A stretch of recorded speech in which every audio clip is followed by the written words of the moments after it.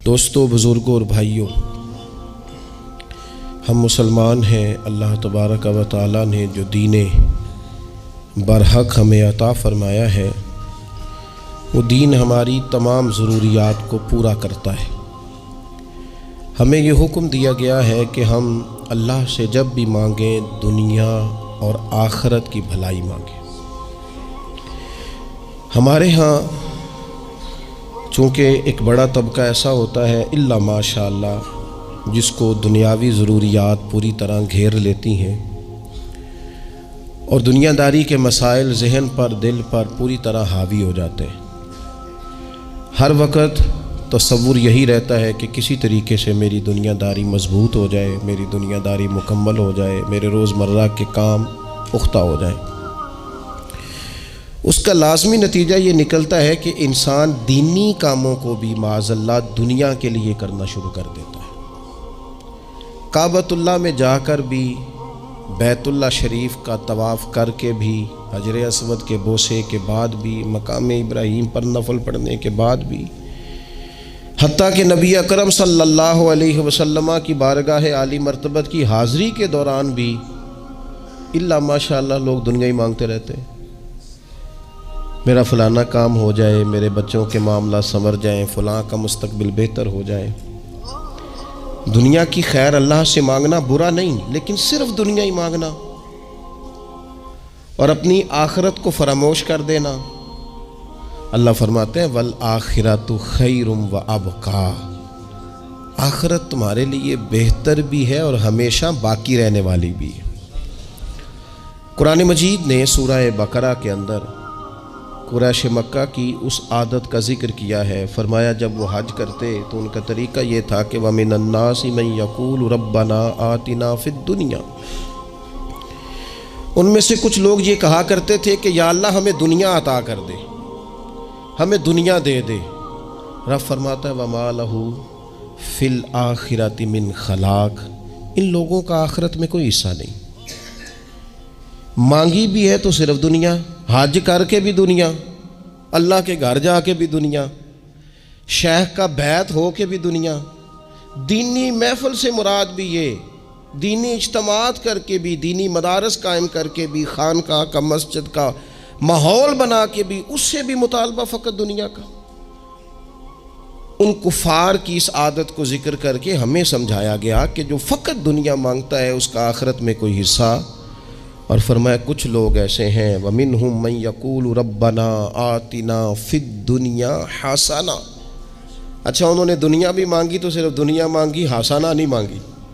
اور یہاں فرمایا کچھ لوگ ایسے ہیں جو رب سے کہتے ہیں یا اللہ ہمیں دنیا میں بھی بھلائی عطا فرما، دنیا بھی دے تو حسنہ دینا، وہ دنیا دینا جو ہمارے دین کو تقویت دے، وہ دنیا دینا جو ہمارے اعمال حسنہ کو مضبوط کرے، دینی معاملات کو تقویت دے، دنیا بھی وہی عطا فرما۔ اور ساتھ کہتے ہیں وَفِي الْآخِرَةِ حَسَنَةً، یا اللہ ہمیں آخرت میں بھی بھلائی ہی عطا فرما، وَقِنَا عَذَابَ النَّارِ، اور ہمیں دوزخ کے عذاب سے بچا، أُولَٰئِكَ لَهُمْ نَصِيبٌ مِّمَّا كَسَبُوا، فرمایا ایسوں کو ان کی کمائی ہی ملے گی، جو انہوں نے کیا ہے وہ خوش نصیبی انہیں ضرور میسر آئے گی، چونکہ دنیا بھی مانگ رہے ہیں، آخرت بھی مانگ رہے ہیں۔ ہمیشہ کوئی بھی کام کریں کسی قسم کا بھی، اس میں یہ دیکھیں کہ کیا اس میں میرے لیے کوئی ذخیرہ آخرت بنے گا، کیا یہ کام میری قبر میں، حشر میں، قیامت میں میرے لیے کوئی فائدہ مند ہوگا۔ میں بڑے درد سے عرض کرتا ہوں بعض لوگ دینی کام کرتے ہیں اور ان سے جب سوالات کیے جاتے ہیں تو وہ بعض اوقات تکلیف دہ معاملہ ہو جاتا ہے کہ اس دینی کام کے پیچھے بھی وہ والا خلوص نہیں جو ایک مسلمان کا رب و رسول کے ساتھ ہونا چاہیے۔ اس دینی کام کے پیچھے بھی کچھ دنیاوی مقاصد موجود ہیں، تو اگر بڑی پگڑی اور بڑے جبے کے پیچھے بھی ایک دنیا دار چھپا ہوا ہو، لوگوں کو تو دھوکہ دیا جا سکتا ہے، رب و رسول کو تو نہیں نہ دیا جا سکتا۔ وہاں تو دلوں کا خلوص ہی پہنچتا ہے، وہاں تو نیتوں کا حسن ہی پہنچتا ہے۔ تو اللہ تبارک و تعالیٰ سے جب بھی سوال کیا جائے دنیا اور آخرت کی بہتری کا سوال کیا جائے۔ ایک لفظ ہے حدیث پاک میں جس کو عافیت کہتے ہیں، ترمذی شریف میں حضرت سیدنا عباس بن عبد المطلب رضی اللہ تعالیٰ عنہ، آپ کی روایت موجود ہے، فرماتے ہیں میں نبی پاک صلی اللہ تعالیٰ علیہ وسلم کی خدمت عالی مرتبت میں حاضر ہوا تو میں نے عرض کی یا رسول اللہ صلی اللہ تعالیٰ علیہ وسلم، مجھے ایسی چیز بتائیں جو میں اپنے رب سے مانگوں۔ چیز مانگنی ہوتی ہے نا، بعض اوقات موقع ملتا ہے تو کئی دفعہ انسان امتحان میں آ جاتا ہے کہ اب مجھے موقع مل گیا ہے، مجھے کہا گیا کچھ مانگ لو تو بھلا میں کیا مانگوں۔ حضرت عباس بن عبد المطلب رضی اللہ تعالیٰ عنہ نبی پاک علیہ السلام کے پیارے چچا جان ہیں، عرض گزار ہیں یا رسول اللہ صلی اللہ علیہ وسلم، مجھے بتائیے میں اپنے رب سے مانگوں تو کیا مانگوں؟ تو حضور نے فرمایا رب سے عافیت مانگو۔ کہتے میں کچھ دن رکا، کچھ دنوں کے بعد پھر حاضر بارگاہ ہوا اور عرض کی یا رسول اللہ صلی اللہ تعالیٰ علیہ وسلم، مجھے بتائیے میں اپنے مالک سے مانگوں تو کیا مانگوں؟ تو حضور نے پھر فرمایا اللہ سے مانگنا تو عافیت مانگنا۔ بزرگ فرماتے ہیں یہ عافیت کیا ہے؟ عافیت یہ ہے کہ یا اللہ ظاہری پریشانیاں، باطنی پریشانیاں، اے اللہ ظاہر کے میل کچیل بھی دور ہو جائیں، باطن کے بھی دور ہو جائیں، اے اللہ ہر معاملے میں، ہر آزمائش میں، ہر دکھ میں ہمیں تیری پناہ نصیب ہو جائے۔ یہ عافیت ہے۔ اور صوفیہ کرام فرماتے ہیں عافیت سے بڑی نعمت کوئی نہیں اگر کسی کو میسر آئے تو، عافیت سے بڑا حسن کوئی نہیں اگر کسی شخص کو یہ نصیب ہو جائے۔ اور ایک اللہ والے نے تو ایک اور بڑا خوبصورت ترجمہ یہاں کیا ہے، وہ کہتے ہیں عافیت کا مطلب ہے دل کا قرار، عافیت کا مطلب ہے باطن کا سکون، عافیت کا مطلب ہے انسان کے مزاج کا حوصلہ، ٹھنڈک، بردباری۔ جس بندے کو عافیت نصیب ہو جاتی ہے گویا اللہ اسے سکون کی دولت عطا فرما دیتا ہے، تھوڑے پیسوں میں بھی سکون، بغیر شہرت کے بھی سکون، کوئی بات مان لے تب بھی سکون، کوئی دھتکار دے پھر بھی سکون، لوگوں کی گڈ بک میں ہو پھر بھی سکون، اور اگر لوگ سارے مخالفت میں آ جائیں تو چونکہ اللہ نے عافیت دی ہے پھر بھی سکون۔ اللہ تعالیٰ نے ان لوگوں کو قرار کی دولت، اللہ سے عافیت مانگی جائے، اس میں دنیا کی بھی بھلائی شامل ہے، آخرت کی بھی بھلائی شامل۔ نبی اکرم صلی اللہ تعالیٰ علیہ وسلم توجہ دلاتے کہ اللہ سے تم عافیت مانگو۔ ہمارا نا جی، کیونکہ سب سے بڑا مسئلہ روحانی تربیت کا ہے، ہمارے ہاں باتیں ڈھیر سارے لوگوں کو آتی ہیں اور بہت زیادہ آتی ہیں، منصوبہ بندی کرنا، پلاننگ کرنا، اپنے معاملات کو خود سے کیسے لے کے چلنا ہے، کیسے ٹھیک کرنا ہے، اپنے حق میں دنیا کو کس طرح قائل کرنا ہے، یہ ڈھیر سارے لوگوں کو آتا ہے، اور اپنے حق میں دلائل کس طرح قائم کرنے ہیں، اس میں بہت سارے لوگ خود کفیل ہوتے ہیں، انہیں کسی سے مشاورت کی بھی ضرورت نہیں ہوتی۔ لیکن اللہ کی بارگاہ سے اپنا رشتہ کیسے جوڑنا ہے، مالک سے کرم کا سوالی کس طرح کر کے ہونا ہے، اللہ سے عافیت کا سوال کیسے کرنا ہے، یہ چونکہ روحانی تربیت میں ہمارا مزاج نہیں ہوتا لہذا ہم اس طرف جاتے نہیں، ہم وہ اپنی مرضی کی چیزیں، یعنی وظیفہ پوچھ کے گئے ایک صاحب، کچھ عرصے کے بعد آئے ہیں تو آ کے کہتے ہیں مولانا صاحب، پیر صاحب یا قاری صاحب یا فلاں صاحب، کسی سے بھی پوچھ کے گئے کہ جس کو نیک آدمی جانا، پھر لوٹ کر آ کے کہتے ہیں کہ آپ نے وظیفہ بتایا تھا پر کام کوئی نہیں ہوا۔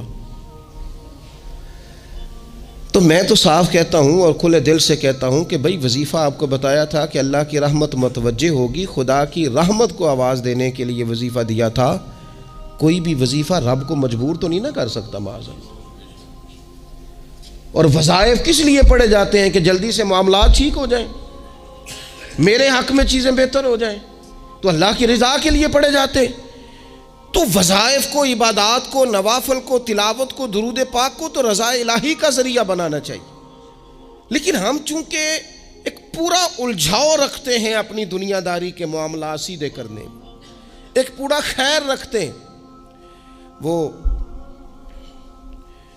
لوگ ملتے رہتے ہیں مختلف بزرگوں کی نسبت کے تعلق سے، تو بعض جگہوں پہ بعض لوگ بڑے تیز ہوتے ہیں، یعنی ان سے آپ کی ملاقات ہوتی ہے تو بندے کو محسوس ہوتا ہے کہ یار اسے تو پہلے ہی ساری باتوں کو پتہ ہے، اور کئی دفعہ ان سے ملنے کے بعد احساس ہوتا ہے کہ یار اس سے تو تھوڑا سیکھ ہی لیتے تو بہتر تھا، یہ تو بات بڑی آگے نکل گئی۔ سارا پتہ ہوتا ہے، باشعور ہوتے ہیں، لیکن ڈر آتا ہے اللہ سے۔ اتنا باشعور آدمی، سمجھدار، پنچایت، پریا، لوگ، دین، دنیا سارا پتہ ہے، نماز کا ٹائم آ گیا تو وہ چھپتا پھرتا ہے، اس کی طبیعت پر بوجھ بن رہا ہے معاذ اللہ اللہ کے حضور حاضر ہونا، اسے خیر کا کام کرنا پڑ رہا ہے تو وہ ادھر ادھر نکلتا جا رہا ہے۔ تو سوال یہ ہے کہ پھر یہ شعور کا کیا مطلب رکھا ہوا ہے ہم نے؟ پھر اللہ سے دعا کرنے کی ضرورت نہیں۔ وہ حضرت عارف رومی رحمۃ اللہ تعالی علیہ فرمایا کرتے تھے بعض لوگوں کو رب سارا کچھ دیتا ہے، سجدے کی توفیق نہیں دیتا۔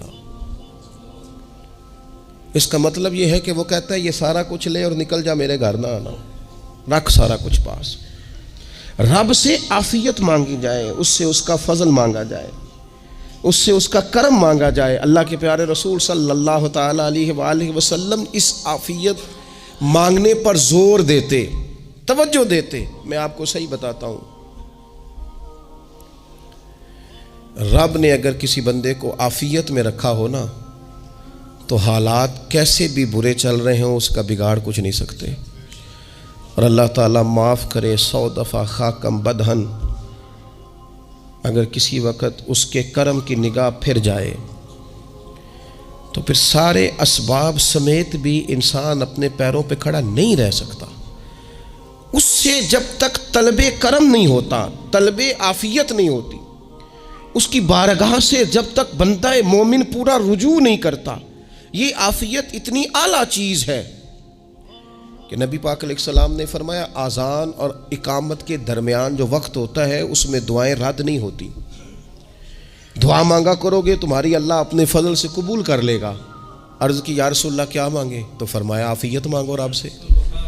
حضرت انس بن مالک حدیث کے راوی ہیں رضی اللہ تعالیٰ عنہ، یہاں بھی فرمایا یہ عین قبولیت کا ٹائم ہے، اب اللہ سے عافیت مانگ لو، اس کی پناہ۔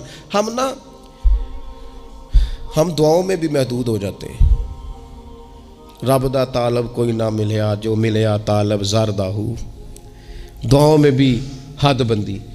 بعض اوقات بچے بھی تربیت کرتے ہیں نا، ایک مولانا ہے، ان کا خیال ہے کہ انہوں نے مجھ سے کچھ پڑھا ہے تو کبھی کبھی استاد جی کہہ دیتے ہیں، بہت پرانی بات ہے، انہوں نے مجھے فون کیا کہ اگر آپ کبھی تشریف لائیں، تو میں نے کہا پتر دعا مانگ اللہ کو چھوٹی جی گڈی دے وے۔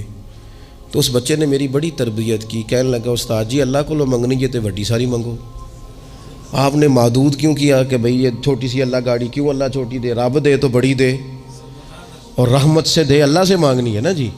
ہم تربیت نہیں لیتے۔ میں نے اس کا شکریہ ادا کیا، میں نے کہا بیٹے تو نے بڑی سونی بات کی، اللہ تجھے اس کا اجر عطا کرے، اللہ تجھے برکات عطا کرے۔ اگر آپ نے سیکھنا ہے تو پھر آپ سیکھ لیں گے، اور اگر نہیں سیکھنا تو پھر یہی کہنا ہے ساری عمر لانگی بندہ کو نہیں ملیا، چونکہ مزاج نہیں ہے نا سیکھنے کا، اس لیے پھر ملا ہی کوئی نہیں، پھر ساری زندگی کو میسر ہی نہیں آیا، کسی نے نصیحت ہی نہیں کی، کوئی آنکھوں کو بھایا ہی نہیں، خود ہی بڑے سیانے تھے، خود ہی بہت بڑے تھے، اپنا قد ہی بڑا اونچا تھا، سب ٹھگنے چھوٹے اور کمزور اور بونے نظر آئے۔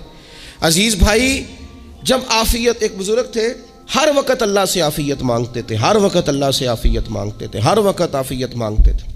لوگوں نے پوچھا، لوگ ان کو صالح جانتے تھے، نیک سمجھتے تھے کہ حضور آپ اور کوئی دعا مانگتے نہیں، عافیت ہی مانگتے ہیں۔ فرمانے لگے میں مانگا کرتا تھا شروع میں، بعد میں خیال آیا اور بھی دعائیں مانگا کرتا تھا، یہ احساس بعد میں نصیب ہوا۔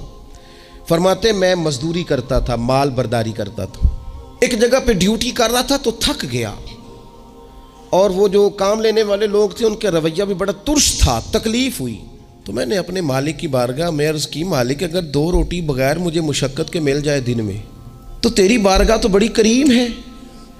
کہتے ہیں میں نے یہ دعا مانگ لی، ذرا میں تھوڑا آگے بڑھا تو 2 بندے آپس میں لڑ رہے تھے، میں ان کی صلح کرانے کے لیے، انہیں بچانے کے لیے آگے بڑھا، تو میں جس کو چھڑا رہا تھا دوسرے نے میرے اوپر ضرب لگا دی، میرا بھی سر پھٹ گیا۔ تھوڑی دیر کے بعد وہاں پولیس آ گئی، وہ تینوں کو لڑنے والا سمجھ کے اٹھا کے لے گئے، مجھے جیل ہو گئی۔ 2 روٹیاں بغیر مشقت کے روز ملنی شروع ہو گئی۔ دعا مانگی تھی نا کہ یا اللہ 2 روٹیاں مل جائے نا بغیر مشقت کے، کہتے ہیں وہ 2 روٹیاں روز ملتی، کوئی کام نہیں کرنا پڑتا تھا، پر جیل ہو گئی۔ فرماتے ہیں میں بڑا پریشان تھا، روز روٹیاں پابندی سے آتی اور بہترین آتی، کھانا ملتا۔ پھر کچھ عرصے کے بعد میں نے سوچا کہ یار یہ دعا تو قبول ہو گئی نا تیری، اب تو اگر اس پر کوئی الگ بات کرے گا تو وہ تو غلط کرے گا۔ کہتے پھر خود ہی میرے دل میں اللہ نے بات ڈالی اور میں نے عرض کی مالک 2 روٹیاں نہیں، مجھے تو عافیت چاہیے، مجھے تو عافیت دے، میرے اوپر تو کرم فرما، تو نظر رحمت کر، جے ایک قطرہ بخشے مینوں، جے ایک قطرہ بخشے مینوں تے کام بن جاندا ہی میرا، مہربانی کر، عافیت عطا کر۔ فرماتے پھر خدا نے کرم کیا، کہاں سے اسباب بنے میرے جیل سے چھوٹنے کے، کون کون میرے ضمانتی بنے اللہ ہی جانتا ہے۔ فرماتے ہیں دروازے بھی کھل گئے، رزق بھی ملتا ہے، صحت بھی میسر ہے، سجدہ بھی کر لیتا ہوں، سویرے تلاوت بھی کرتا ہوں، شام کو مدینے والے کی بارگاہ میں راج کے درود و سلام بھی عرض کرتا ہوں، میں ممکن ہوتا ہے تو کسی غریب کی داد رسی بھی کرتا ہوں۔ اب سمجھ آئی ہے، ربنا آتنا فی الدنیا حسنۃ وفی الآخرۃ حسنۃ وقنا عذاب النار۔ اب سمجھ آئی ہے رب سے جب بھی مانگنا ہے عافیت ہی مانگنی ہے، اس سے کرم مانگ۔ ہم نے محدود دعائیں رکھی ہوئی ہیں، محدود، وہ جی فلانا کام میرا ہو جائے تو بھئی وہ ایک ہو گیا، اس کے بعد پھر نئی ٹینشن بن جائے گی، نہیں میں جی بچوں کی شادی کر لوں جی پھر میں فارغ ہوں۔ آپ شادی کر کے دیکھیں، لاگ پتہ جائے گا کیسے فارغ ہوتے ہیں۔ آپ یہاں رکتے کیوں ہیں؟ آپ خدا سے عافیت کیوں نہیں طلب کرتے؟ اس کی بارگاہ سے وہ کیوں نہیں مانگتے کہ جو ایک قطرہ ملے تو دنیا اور آخرت کے سارے کام ہو جائے؟ اس سے اس کی رحمت کا سوال کرے، اس سے اس کے کرم کا سوال کرے۔ اللہ کی بارگاہ میں بھی حاضر ہونا اور جچی تلی اور جناب ناپ تول کر اور محدود چیزوں کا سوال کرنا، مالک سے مانگیں، اور وہ جب دیتا ہے تو دیتا بھی بے حساب ہی ہے۔ وہ جب عطا کرتا ہے تو کرم کے دروازے کھول کے عطا کرتا ہے، ورنہ تو ایک الجھن سے انسان نکلتا ہے دوسری میں الجھ جاتا ہے، ایک گتھی کو سلجھاتا ہے۔ پھر اقبال رو پڑے تھے، کہنے لگے میں عقل کی گتھیاں سلجھا چکا ہوں، یا رب مجھے صاحب جنوں کر دے۔ اللہ یہ بڑا میں نے ہیر پھیر دیکھ لیا، مجھے دیوانہ بنا، اب مجھے جنون ہو، اب میں کسی کے لیے رویا کروں، اب میں کسی کی یاد میں تڑپا کروں، اب میں رات کسی کے لیے میری آنکھیں بیدار رہیں۔ یہ بڑی ہو گئی دنیا داری، عقل کی گتھی حالانکہ نہیں سلجھتی، اور اقبال کہتے ہیں عقل کی گتھیاں سلجھا چکا ہوں، یا رب مجھے صاحب جنوں کر دے۔ اور پھر کہنے لگے بجھی عشق کی آگ اندھیر ہے، اب یہ مسلمان نہیں، یہ خاک کا ڈھیر ہے، تو مٹی بن کے رہ گیا۔ کیا کہاں اپنی ساری توجہات کا قبلہ کس چیز کو؟ میرے عزیزو اللہ سے عافیت۔ نبی پاک علیہ الصلوۃ والسلام نے ایک شخص سے پوچھا کیا دعا مانگ رہے ہو؟ تو اس نے کہا یا رسول اللہ میں اللہ کی بارگاہ میں صبر کا سوال کر رہا ہوں۔ تو حضور فرمانے لگے صبر تو مصیبت پر ہوتا ہے۔ یا رسول اللہ پھر کیا مانگوں؟ آپ ان جملوں اور لفظوں کی گہرائی کو سمجھیں، صبر کے لیے تو پہلے مصیبت آئے گی پھر صبر آئے گا۔ تو یا رسول اللہ کیا مانگوں؟ فرمایا تو رب سے عافیت مانگ۔ مانا کیا ہے؟ مصیبت آئے کیوں؟ اللہ تجھے اپنی حفاظت کے حصار میں لے لے، وہ وقت ہی کیوں آئے کہ جب تیری طبیعت الجھ جائے، جب تو پریشان ہو جائے، جب تو تو اللہ سے عافیت مانگنا۔ جب تو عافیت مانگے گا تو اگر کبھی مشکل آئے گی بھی نا تو خدا پھر اپنے فضل سے مشکل سے نکلنے میں رستہ بھی بڑی جلدی عطا فرمائے گا اور تیرے اوپر فضل فرمائے گا۔ اگر عافیت، یہ جو ہم نبی پاک کی امت ہے نا، تو یہ ہمارے گرد اللہ کے فضل اور اس کی رحمت کا حصار ہے، یہ حصار ہے ہمارے گرد۔ وہ درویش نے کہا تھا نا کہ کروں شکر کتنا اور کروں فخر کتنا کہ تیرے کرم نے مجھے فائز المرام کیا، دیکھو بنا کے سید عالم کا امتی مجھ کو گناہ سے پہلے ہی بخشش کا انتظام کیا۔ ابھی میں نے غلطی کی نہیں لیکن مجھے حضور کا غلام بنا دیا، بخشش کا بندوبست پہلے ہو گیا۔ اپنے مالک سے بیمار بھی اس سے عافیت مانگے، مقروض بھی اس سے عافیت مانگے، بے اولاد بھی اس سے عافیت ہی مانگے، صاحب اولاد بھی اس سے عافیت ہی مانگے، جو دولت کے حصول کے رزق حلال کے خواہش مند ہیں وہ بھی اس سے عافیت مانگیں، اور جن کی جھولی اس نے بھر دی ہے وہ بھی اپنے رب سے عافیت ہی مانگیں۔ مالک سے جب سوال کریں، ایک بزرگ تھے انہوں نے تو اپنی انگوٹھی میں لکھوا لیا تھا کہ یا اللہ مجھے عافیت عطا فرما، مگر جب بھی دیکھتا ہوں یاد آ جاتا ہے کہ اللہ سے عافیت مانگنی۔ اپنے مالک کی بارگاہ کے اندر دیکھو، میں نے دیکھا ہے وہ کسی نے کہا تھا کہ تیری خواہش ہے کہ وہ تیری آرزو کرے پوری، اور میری خواہش ہے کہ تیری آرزو بدل جائے۔ کچھ لوگ ایسی خواہشات بھی لے کے آتے ہیں کہ جو پوری نہ ہو تو بہتر ہوتا ہے، اس لیے آپ کو پتہ ہے موت مانگنا جائز نہیں دین میں. مصائب سے گھبرا کر، مشکلات سے گھبرا کر، زندگی کے مد و جزر سے پریشان ہو کر موت کا سوال کرنا جائز نہیں. کس طرح جائز ہے؟ ان لفظوں کے ساتھ دعا کر سکتا ہے کہ یا اللہ جب تک میری زندگی بہتر ہے مجھے زندہ رکھ، اور جب میرا دنیا سے جانا بہتر ہے پھر تو مجھے اپنی بارگاہ میں بلا لے. یہ بھی کیا ہے؟ یہ بھی عافیت کا سوال ہی ہے کہ یا اللہ رکھ بھی تب تک جب تک رہنا بہتر ہے. نبی پاک نے بھی ارذل العمر ہونے سے پناہ مانگی. ہمارا یہ مزاج بن گیا ہے کہ ہم اپنے حق میں ایسی چیزوں کا سوال کر رہے ہوتے ہیں جو کئی دفعہ ہمیں مل جائیں تو ہمارا نقصان کریں. قرآن حکیم ایک جگہ پہ اللہ کریم نے فرمایا ہے کہ اگر سب لوگوں کو مال دے دوں تو بغاوت کریں، فساد ہو جائے. کیا معنی کہ اپنا نقصان کر بیٹھے لوگ.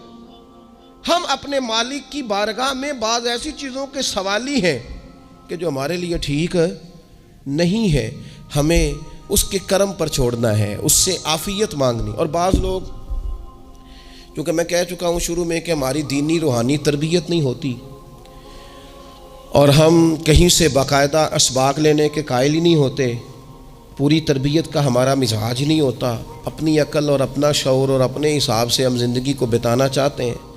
اور یہ جو میرا دور ہے یہ ویسے ہی الجھا ہوا زمانہ ہے، اللہ ماشاء اللہ، پتہ نہیں کوئی کیا بول رہا ہے، کوئی کیا کہہ رہا ہے، ایسے جیسے کوئی میلہ لگا ہوا ہے اور کان پڑی آواز سنائی نہیں دے رہی. جس کی دکان پر کوئی گاہک نہیں وہ بھی کہہ رہا ہے لائنیں بنا لو. ایسا الجھا ماحول ہے اور ایسی آزمائش ہے کہ لوگ بیچارے پریشان ہیں.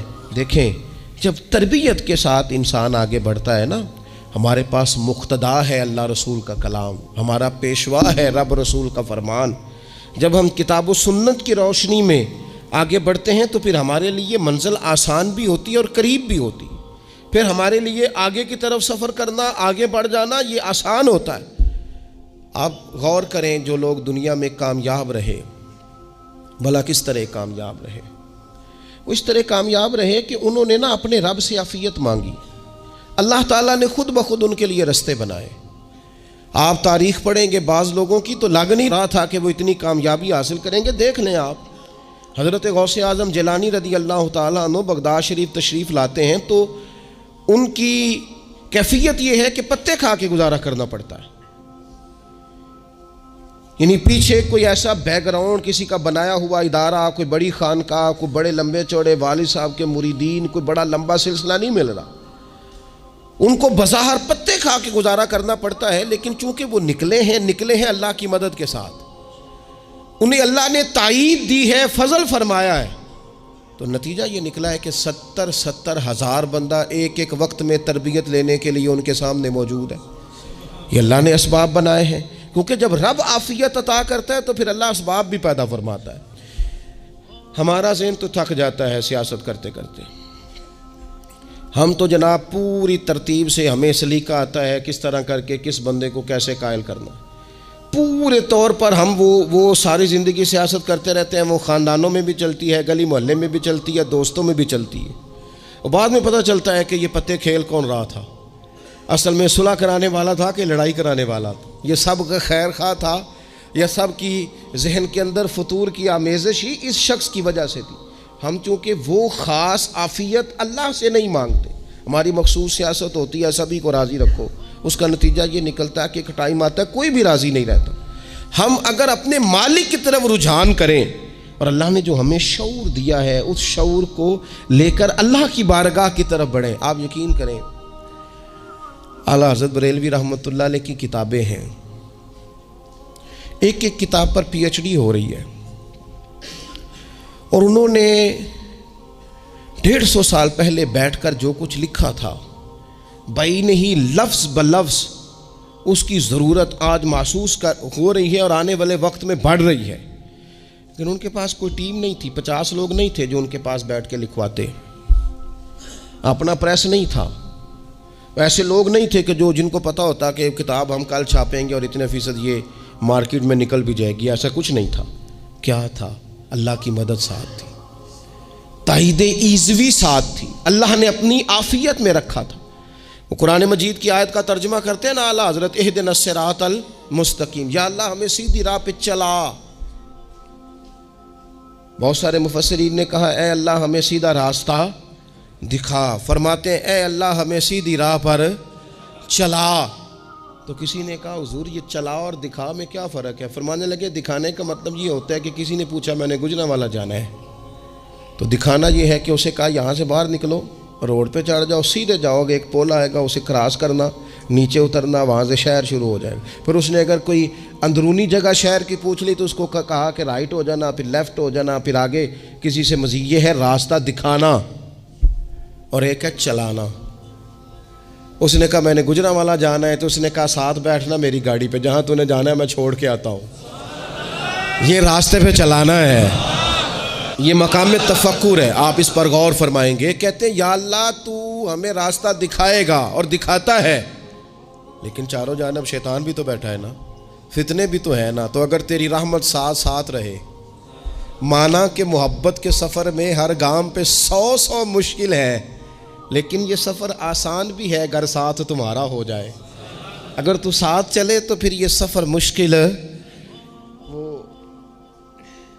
ہارون رشید نا اپنے محل کی چھت پہ ٹہل رہا تھا، سب سے اوپر والے چوارے پر، نیچے سے حضرت بہلول دانا گزر رہے تھے، اوپر اس کے ساتھ سپاہی بھی تھے، گن مین بھی تھے۔ اس نے کہا یہ بابا تو ذرا اوپر اٹھاؤ۔ انہوں نے ایک ڈولی، ایک ٹوکری سمجھ لیں، اس کو رسیاں باندھ کے نیچے پھینکا۔ نیچے جو سپاہی تھے ان کو کہا کہ یہ بابا جی کو پکڑ کے اس میں بٹھاؤ۔ انہوں نے جبرن تھاما بابا جی کو، اس میں ڈالا، اوپر والوں نے کھینچ لیا۔ 2-3 منٹ لگے۔ ہارون رشید کے سامنے حضرت بہلول دانا پہنچ گئے تو تھوڑے ناراض بھی ہوئے کہ یہ کوئی طریقہ تو نہیں نا بلانے کا۔ ملاقات ہوئی تو کہا کیوں بلایا؟ کہنے لگا ایک مسئلہ پوچھنا تھا۔ فرمانے لگے بادشاہ ہے نا، تیرے مسئلے پوچھنے کا بھی اپنا ہی انداز ہے، پوچھ مسئلہ۔ کہنے لگا بابا پوچھنا تھا کہ آپ اللہ تک کیسے پہنچے؟ حضرت بہلول دانا چپ کر گئے۔ 2-4 منٹ کے بعد کہنے لگے جس طرح ابھی زمین سے تیرے تک نہیں پہنچا، بالکل اسی طرح ہی پہنچ گیا ہوں رب کریم کی بارگاہ تک، اور وہ بھی جو اس نے کرم فرمایا ہے، ورنہ میں تو نہیں سمجھتا کہ میں پہنچ گیا، وہ بھی اگر تیری خوش گمانی ہے۔ ہارون رشید کہنے لگا مجھے سمجھ نہیں آئی۔ فرمانے لگے تو بادشاہ جو ہے اتنی جلدی کیسے سمجھ میں آئے گی تجھے بات؟ فرمانے لگے اگر میں تجھ سے ملنا چاہتا نا تو میں ایک درخواست لکھتا، پھر کسی وزیر سے سفارشی سائن کراتا، پھر وہ جمع کراتا، پھر مجھے ٹائم ملتا کہ فلاں دن فلاں تاریخ فلاں ٹائم آ جانا، پھر آ کے میں لائن میں لگتا، پھر بھی تو بادشاہ ہے، تیرا موڈ بنتا ملنے کا کہ نہ بنتا۔ جب میں چاہتا تو پتہ نہیں کتنا ٹائم لگ جاتا، جب تو نے چاہا ہے نا تو 1 منٹ بھی نہیں لگا۔ فرمانے لگے میں نے دعویٰ ہی نہیں کیا کہ میں جد و جہد کر کے پہنچوں گا، میں نے تو رب کی بارگاہ میں عاجزی کی ہے، پھر رب نے ہی کرم فرمایا ہے، اسی نے مہربانی کی ہے۔ مانا کہ محبت کے سفر میں ہر گام پہ 100 مشکل ہے، لیکن یہ سفر آسان بھی ہے اگر ساتھ تمہارا ہو جائے۔ اس کے کرم کا ساتھ رہا ہے، اس سے عافیت مانگی ہے، اپنے آپ کو اس کے سپرد کیا ہے تو اس نے کرم کر دیا۔ جب تک یہ مزاج نہیں ہم بناتے کہ مالک سے عافیت کا سوال کریں، اپنے آپ کو اپنے رب کے حوالے کر دیں، اس کی رحمتوں کے سپرد کر دیں، اتنی دیر تک زندگی میں ٹھہراؤ نہیں آتا، قرار نہیں آتا۔